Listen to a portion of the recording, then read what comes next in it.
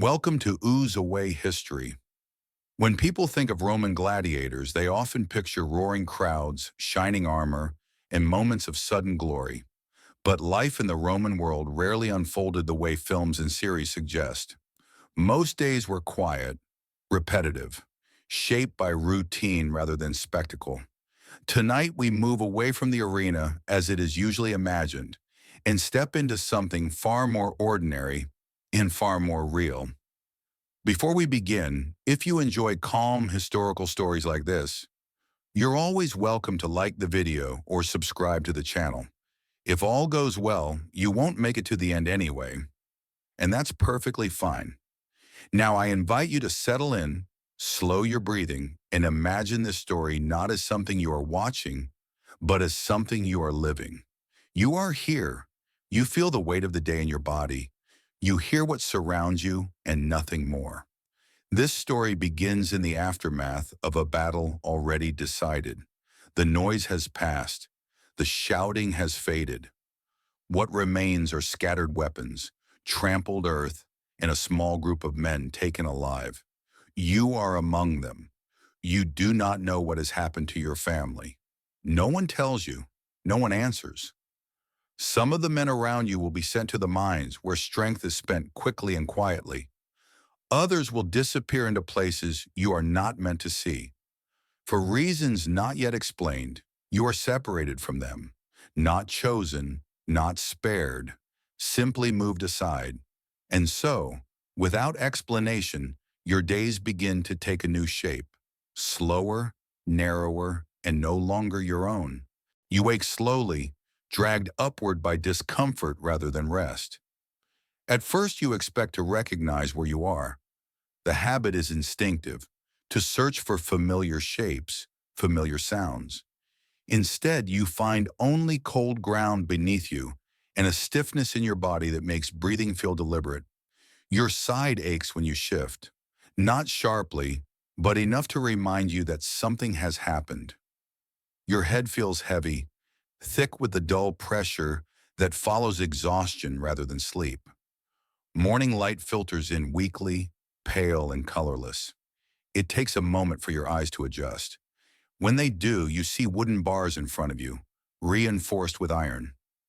Beyond them, figures move with steady purpose, their armor catching the light in small, controlled flashes. Your hands rest together in your lap, bound with iron. The metal has warmed slightly against your skin. When you move, you feel the resistance immediately. Not painful, just absolute. Memory comes unevenly. You remember standing in a line that stretched farther than you could see. Not your own people alone, but others from nearby villages as well.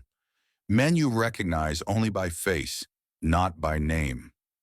One of them sits a few paces away now, his head lowered, breathing slow and shallow. The battle itself refuses to take shape. There is noise in your mind, but no order to it. Shouting, the press of bodies, the ground unsteady beneath your feet. Then confusion, followed by a kind of weight that pulls everything down into darkness. Around you, others begin to wake. Chains shift softly. Someone coughs. Another man mutters a name under his breath and then falls silent. There are perhaps a dozen of you in the enclosure, seated or crouched where exhaustion has left you. Outside, the Romans move as though the day has already settled into routine. Weapons are gathered and stacked. Broken equipment is sorted and set aside. The ground shows where the fighting took place, but nothing remains where it ended. The dead have been removed. What is left has been arranged. You test your body carefully. A shallow cut along your brow has dried, pulling slightly when you move your face. Your shoulder is swollen, stiff, but intact. You have been hurt, just enough to be slowed, not enough to be discarded. That, you begin to understand, is why you are still here. Groups of prisoners are led away in measured intervals. Some are unchained, their hands bound with rope instead. Others are more tightly restrained. They are directed toward wagons waiting beyond the field, already loaded, already marked. You watch them go without knowing what their destination will be. You have heard enough to know that not all roads lead to the same end. Some lead south toward the mines where strength is spent quickly and quietly. You remain where you are. A Roman officer approaches the enclosure and stops briefly. His gaze passes over you and the others without interest or urgency. He is not choosing, he is confirming. Whatever decision governs your place has already been made elsewhere. Water is brought and passed sparingly. When it reaches you, you drink without thinking, the taste flat and metallic, the relief immediate. The sun rises higher, the mist thins. The morning continues, unconcerned with what it reveals. By the time the enclosure is opened again, it is not for release, but for counting. A soldier walks the length of the cage, pauses now and then, makes a mark you cannot see. The day passes without explanation. Then another. Food arrives twice a day, always the same. Water follows, measured and brief. You learn to drink slowly, to make it last. Around you, men grow quieter. Some stop speaking altogether. One does not wake again. Another lasts until the next morning, then is carried away without comment. Time still moves. You can tell by the changing light, by the cooling nights and warmer afternoons. But it no longer seems to belong to you. You sit, you wait, you watch the space beyond the bars change, while nothing around you does. When the enclosure finally opens, for more than counting, it happens without warning. Chains are checked, names are not asked for. Groups are formed with quick gestures rather than words. You rise when you are told to rise. You step forward when the chain tightens. And as you are guided out of the field and toward the waiting road beyond it, you begin to understand that the waiting is over, not because you are free, but because you are now being moved. The movement begins at dawn, before the air has fully warmed. You are guided out of the enclosure in small groups. The chain between you shortened so that walking becomes a matter of rhythm rather than choice. The field is already behind you when you realize you are leaving it. No one looks back. There is nothing left there to recognize. The march is steady, unhurried. Roman soldiers walk alongside you, speaking little, watching even less. Their attention is not on individuals, but on keeping the line intact. When someone stumbles, the pace slows just enough to continue. When someone cannot rise again, they are pulled aside and left where they fall. By midday, the fort comes into view. It is not built of stone, but of timber, thick wooden palisades driven deep into the earth, weathered by rain and use. This is not a place meant to last, only to hold. Inside, everything is arranged with purpose. Paths are clear, groups are separated. This is not a place of battle, but of sorting. You are brought inside and made to wait again. Men are taken forward one by one. Older prisoners are separated quickly, guided away without explanation.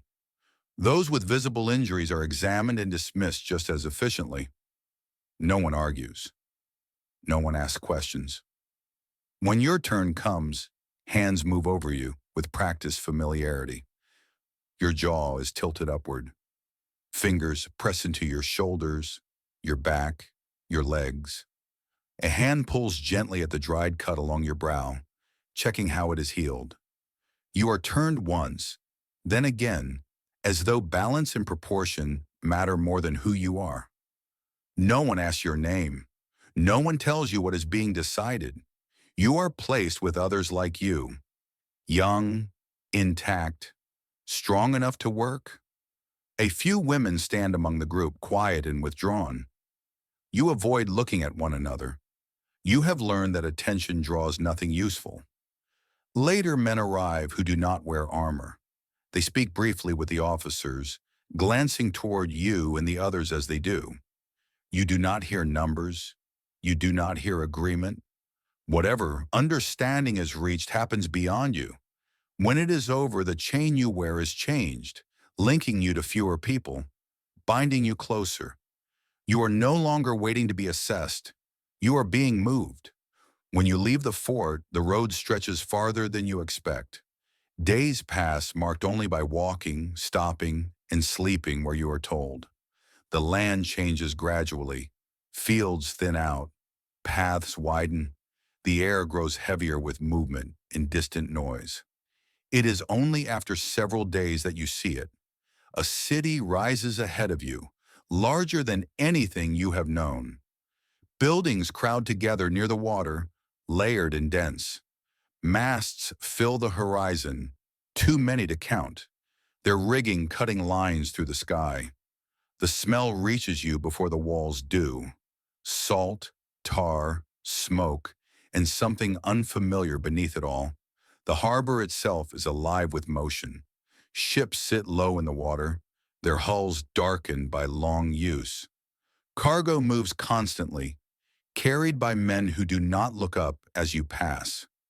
You are guided through it all, small and contained within a larger rhythm that does not slow for you.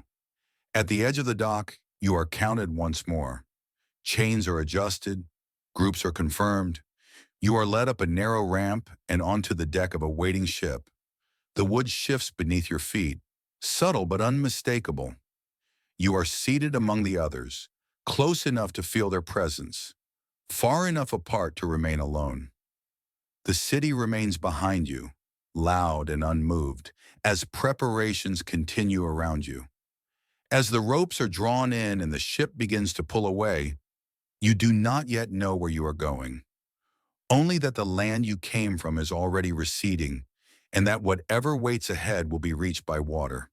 The journey across the water is quieter than you expect. The ship moves steadily, the days blending together in the same rhythm of salt air, creaking wood, and measured meals passed down the line. You are no longer spoken to at all. The work of moving you has already been decided. Now there is only distance to cover. When land appears again, it is not gentle. The coast rises ahead of you in layers, stone, buildings, smoke, crowded and dense in a way that feels immediate and overwhelming after the open water. The harbor is larger than any settlement you have known, alive with sound and movement long before the ship reaches the dock. This is Italy. As the vessel slows and the ramp is lowered, you notice that people are already waiting. They stand apart from the port workers and soldiers, watching carefully as you are brought forward. These men do not wear armor, but their attention is sharp, practiced. They have been expecting this arrival. Word of the campaign has traveled ahead of you. There is no delay. You are guided down the ramp directly from the ship, counted again, and move forward without pause. The men waiting step closer now, walking alongside the soldiers, speaking in low voices. Hands gesture toward shoulders, toward height, toward the set of a man's frame. The assessment begins immediately. You are turned slightly as you walk, made to adjust your pace, made visible without being addressed. You understand quickly that stopping is not required for judgment. Everything they need can be seen in motion. The harbor gives way to streets packed tightly together. You pass between buildings that block the sky, through noise and unfamiliar smells. The city presses in on all sides, indifferent to your presence. The slave market sits within it, like a fixed point. You are brought inside and made to stand with others, young men, strong and intact, separated from the rest. The women are taken elsewhere. Older men are no longer with you. The space feels contained, final in a way the fort did not. There is no long display. The men who have followed you from the harbor speak briefly with others waiting there. You do not hear prices. You do not hear agreement. You only feel the moment when attention shifts and your chain is shortened again. Whatever exchange takes place is completed quickly. You are guided away from the market and into a waiting cart, this time with fewer men around you. The streets thin as you leave the city behind. Buildings give way to open land, and the air begins to feel less heavy. The road leads inland. After some time, walls appear ahead, not towering, not grand, but solid and enclosed. high enough to contain, close enough to watch. The cart slows as gates open, and you are brought inside. This place is quieter than the market, quieter than the harbor.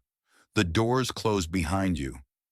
Only then do you begin to understand that the journey has not ended. It has simply narrowed again, drawing you into a life shaped by routine, discipline, and repetition. You have arrived where you will be kept. Inside, the space is ordered and contained. Buildings line the inner walls, plain and functional, their purpose immediately clear. A wide yard stretches between them, its surface packed hard by years of use. Wooden posts stand at regular intervals. Racks of practice weapons rest against the far wall. You are not told where you are. You are shown. A man waits for you near the center of the yard. He is older, broad through the shoulders, his posture relaxed in a way that suggests familiarity rather than ease. He wears no armor. He carries no weapon. When he speaks, the others around you fall silent. He does not ask questions. He tells you what this place is. You have been purchased for training. You will be taught to fight for public games. You will belong to this school for as long as you remain useful. The words are delivered without emphasis, without threat. They do not need either. The meaning settles on you gradually, like weight finding its place. This man, you learn, is the trainer, the one responsible for keeping you alive long enough to earn what you cost. He explains the rules.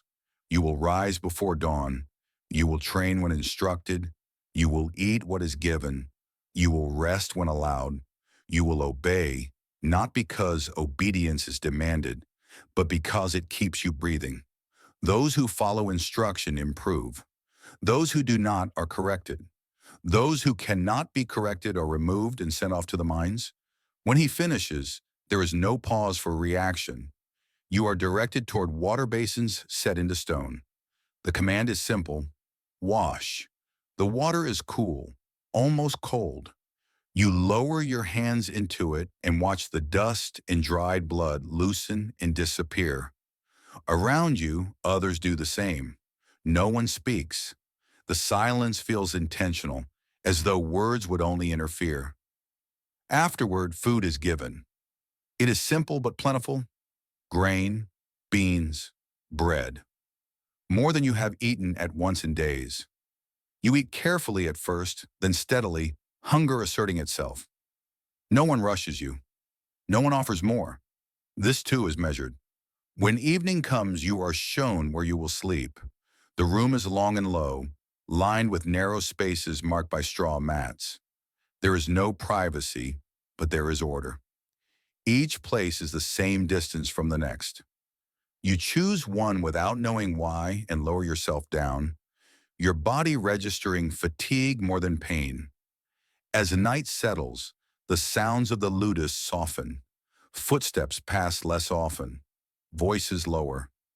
Somewhere beyond the walls, the city continues, distant and unconcerned.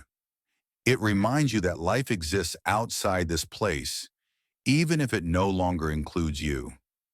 You lie back and stare up at beams darkened by age and smoke. Tomorrow training will begin, not with weapons meant to kill, but with wood, repetition, and correction. Not to make you dangerous, but to make you controlled. Sleep comes unevenly, pulled from you by exhaustion rather than comfort. And as the night closes in around the walls of the ludus, the shape of your days ahead begins to form, measured, disciplined, and no longer your own. Morning arrives before you are ready for it. A sound moves through the sleeping room, footsteps, a short call, the scrape of wood, enough to pull everyone upright. You sit up on the straw mat, and for a moment your body refuses to cooperate. Shoulders stiff, forearms heavy, fingers slow to close. Yesterday has not left you yet. You stand anyway. In the dim light, men shuffle into sandals, tighten simple belts, shake out cramped legs. No one speaks much. Words cost energy, and you learn quickly that energy is treated like food here, used with care. You wash at the basins, splashing cold water over your face until the last fog of sleep loosens its hold. Your shallow cut has closed into a tight line. Bruises on your ribs bloom darker, then fade into soreness. You are hurt, but you are intact. That matters. Breakfast comes early and plain. Bread, a thick porridge of grain, beans, water. Not a feast, not comfort, fuel. You eat because your body demands it, and because refusing would be noticed. The men who oversee you do not threaten. They simply observe. You are learning that discipline here is not shouted. It is enforced by routine. When you step into the yard, the air is cool enough to sting your lungs. The space is broad and worn. The ground is packed hard as fired clay, smoothed by years of feet. Wooden posts stand in rows, each one scarred, splintered, darkened by sweat and weather. Near the far wall are racks holding practice gear, wooden swords and shields heavier than you expect, made to punish the arms and force good form. The trainer, Doctore, they call him, waits where he can see everyone. He does not speak like a storyteller. He speaks like someone giving instructions to animals that must learn quickly. He assigns you a place with a gesture, hands you a wooden sword that pulls your shoulder downward the moment you take it, and pushes a shield into your arm that feels too large to be useful. You hold them awkwardly at first. The weight changes everything. Your stance, your balance, even your breathing. You feel clumsy, slow, exposed. The doctor watches, then steps close and taps your ankle with his foot until you shift it into the correct position. He presses your shield arm upward until it stops drooping. He doesn't explain why. He makes you feel the difference. Then he points to the post. You strike it, not hard, not fast. A controlled blow, placed where he wants it. The wood thuds, vibration running up your forearm. Before you can reset, he gestures again. Another strike, and another. Your movements are too big, your shoulders rising, your breath catching. He stops you with a short sound and makes you begin again from the stance. This is how the morning goes. You learn to keep your feet quiet. You learn to move without lifting your heels. You learn to keep your shield forward, not as armor, but as a wall you carry with you. When you swing wide, you are corrected. When you overreach, you are corrected. When you try to rest in the middle of a sequence, you are corrected. The corrections are not cruel. They are constant. At first you think the post is the enemy. Then you understand it isn't. The enemy is your own panic, the part of you that wants to hurry, to strike harder, to end the work quickly. The doctore is stripping that out of you, patiently, as if scraping something unwanted from a blade. After a long while, your arms begin to shake, not from fear, but from weight and repetition. Sweat runs down your spine. The grip of the wooden sword grows slick. Your forearm cramps, and you try to hide it. The doctor notices anyway. He simply changes your task, not to spare you, but to keep you working. Footwork. You move in small patterns across the yard. Forward, back, sideways. Always returning to the same stance. Your legs burn in a new way. You feel how quickly balance is lost when your weight shifts too far. You feel how difficult it is to recover without stepping wrong. Around you, others move in the same rhythm, a line of bodies repeating the same shapes until the yard looks almost choreographed. Midday comes with food and a short rest. You sit in the shade, chewing slowly. The porridge is thick again, the beans heavy, the bread dry. It sits in your stomach like a stone, and yet you are grateful for it. You hear older men talk quietly about diet here, how the school wants you strong, how weight can be useful, how the body is maintained like equipment. You don't know if it's true. You only know you are being fed to keep you working. The afternoon is different. You are paired, not to fight, but to learn distance. You stand opposite another man with wooden swords, and you are told to move without touching, to advance until you are close enough, then stop, to retreat without turning away, to lift your shield not to block a strike, but to hold a line. Sometimes the doctor steps between you and physically adjusts your arms, turning your wrist a fraction, lowering your shoulder, shifting your hip. The changes are small, but they make your body feel more stable, less wasteful. You realize something then. The training is designed to prevent chaos. Gladiators are expensive. The school does not want wild men. It wants controlled men, men who can be trusted to perform the same movements again and again without losing themselves. Even the way you breathe is shaped. You are told to exhale with effort, to keep air moving, to stay calm when your muscles beg you to hurry. By evening, you can barely feel your hands. Your fingers close slowly around the cup of water. Your shoulders throb under the skin. When you lie down on the mat, the straw feels both sharp and soft, and your body sinks into it as if it has been waiting all day for this moment. Around you, men settle into silence. No one boasts. No one speaks of glory. The only thing shared is exhaustion and the quiet knowledge that tomorrow will be the same. Not because anyone is cruel enough to repeat it, but because repetition is the point. Sleep comes in pieces, and each time you drift off, you carry the weight of the wooden sword in your arm, the stance in your legs, the yard's hard ground under your feet, until the shapes of training begin to feel less like punishment and more like the new shape of your days. Days begin to blur into one another. Morning, yard, wood, sweat, food, rest, more repetition. Night on straw, the ache settling deeper, then easing just enough for you to rise again. Weeks pass, then months, measured less by time than by what your body can do without thinking. Your stance becomes automatic. Your breathing steadies faster. The wooden sword that once felt impossible becomes familiar, then almost light. You stop flinching at correction. You begin to welcome it because each small adjustment makes the work cleaner, more controlled. You are not trained to feel heroic. You are trained to be useful. The men around you change too. Some grow hard in a way that looks like anger but is really endurance. Some withdraw into silence. A few disappear, sent away, sold onward, broken by injuries that never heal right. The ludus does not mourn. It replaces. It continues. One afternoon after training, your name is spoken. Not your old name. You have not heard that in months. A shorter name now, one the school uses. A name that fits on a slate. A name that can be shouted by strangers. You are told you have been selected for the upcoming games. The words land quietly, but your body reacts as if it has been struck. Heat moves up your neck. Your stomach tightens. The yard looks the same as it did yesterday, but suddenly it feels farther away, like a place you have already begun to leave. The doctor does not praise you. He does not threaten you. He explains what is practical.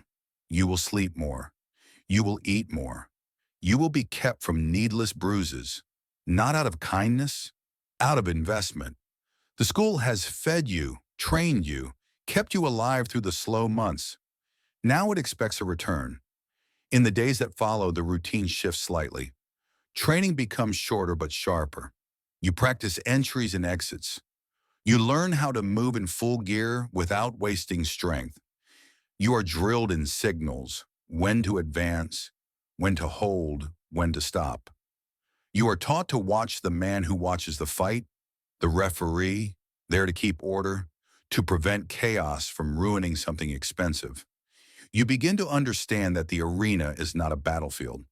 It is a controlled environment where violence has rules, where men are managed like animals, and where spectacle must look dangerous without becoming wasteful. The morning of the games arrives. You are woken early and fed heavily.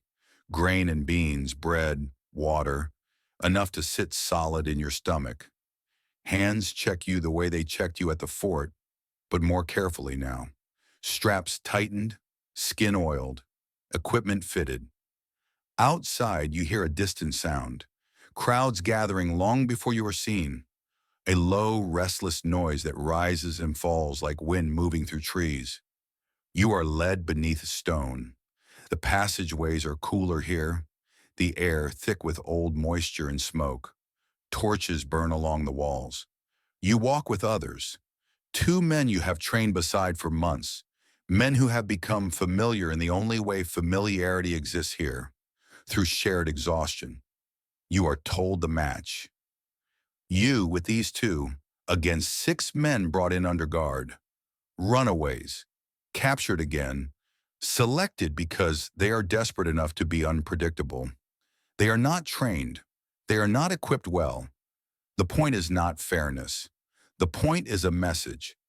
To the crowd, it is entertainment. To the city, it is order being restored.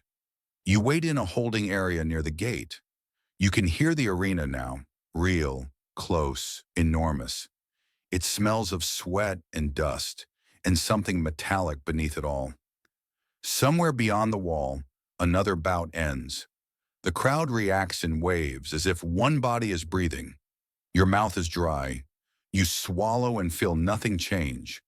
The gate opens. Light hits you hard. For a moment you cannot see properly. The sun is brighter than the torch-lit corridors.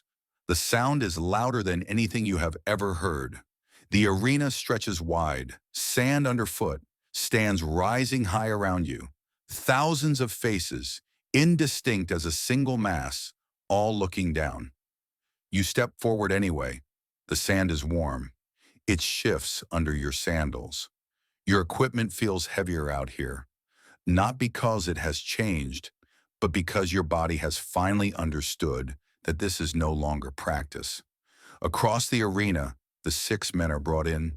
They do not stand neatly. They cluster, blinking in the light, scanning the crowd like animals searching for an opening. Their weapons are uneven, something sharp here, something crude there. Their bodies are lean with hunger, their faces tight with fear and anger. They are not here to perform. They are here because the alternative was worse. You glance sideways at the 2 men with you. Their expressions are flat, controlled. You realize then that you are being watched by more than the crowd. Your school is watching. Your trainer is watching. The people who own you are watching. A signal is given. And the first seconds are not dramatic. They are messy. One of the runaways rushes too early, as if speed will substitute for skill. He swings wildly. Your companion steps aside, lets the man's momentum carry him past, then drives him down into the sand with a movement practiced 100 times against wood. Another runaway hesitates, then tries to circle. 2 of them move together, hoping numbers will create an advantage. They are not foolish. They are simply untrained. You keep your breathing slow. You advance the way you have been taught. Shield forward, weight controlled, eyes watching hands and feet rather than faces. One of the men feints toward you, more instinct than plan. You do not chase. You hold position. You let him reveal what he will do. When he finally commits, it is desperate. He closes the distance too fast, his balance too far forward. You meet him with structure rather than force, taking away his space. Your shield knocks him offline. Your weapon follows, not as a killing blow, but as a hard correction that stops him from continuing. He falls back, shocked, as if he expected you to be a storybook villain. You are not. You are trained, you are fed, you are prepared, you are expensive. The fight continues in bursts. The runaways surge and break again, their courage flaring and collapsing as they realize how little the crowd's noise helps them. Your side stays measured. You and the other 2 move with restraint, ending threats when they appear, never wasting energy when they do not. There is no glory in it, only work. A man goes down and does not rise. Another tries to crawl away and is dragged back into the open by guards with poles. The crowd reacts, cheers, laughter, shouts you cannot make into words. Above it all, you hear the referee's call, keeping the space controlled, preventing the trained fighters from turning it into a scramble. You catch a glimpse of a runaway's face as he realizes what is happening. Not that he will lose, he knew that the moment he entered, but that the arena is not a place where the world changes. It is a place where the world proves what it already believes. When it ends, the sand is marked by footprints and drag lines. Your breathing is steady, your arms heavy, but not shaking. You are alive. The two men beside you are alive. That matters more than the crowd. You are guided back toward the gate. As you step beneath the stone again, the sound dulls behind you, as if someone has closed a door in a storm. Your ears ring in the sudden quiet. Your body begins to notice small pains that were hidden while you moved. An impact on the forearm, a tightness in the shoulder, a sting along the ribs. Nothing serious. You realize with a strange clarity that this is the point. Not bravery, not honor, not legend. Survival, return, repeat. Back in the ludus, water is given first, poured without comment into waiting cups. Food follows soon after, bread, beans, and for once, meat, simple and well cooked. A small measure of wine is added, not as celebration, but as acknowledgement. Your equipment is checked, straps loosened, then taken away. The doctor looks you over the way a craftsman examines a tool after use, not with pride, but with quiet satisfaction that it is held. He gives a short nod. You are worth keeping.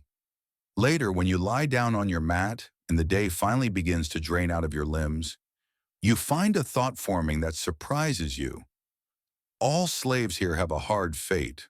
Some are spent quickly, some disappear into mines or kitchens or fields. Some never see daylight again after the ship. But you, against all reason, have been placed on a path where effort can still change something. Not into freedom, not into glory, into time, into meals that arrive, a body that strengthens, a skill that grows, a future that is narrow but not yet closed. And as sleep begins to gather at the edges of your mind, you hold on to that quiet truth just long enough for it to steady you before you let it go and rest.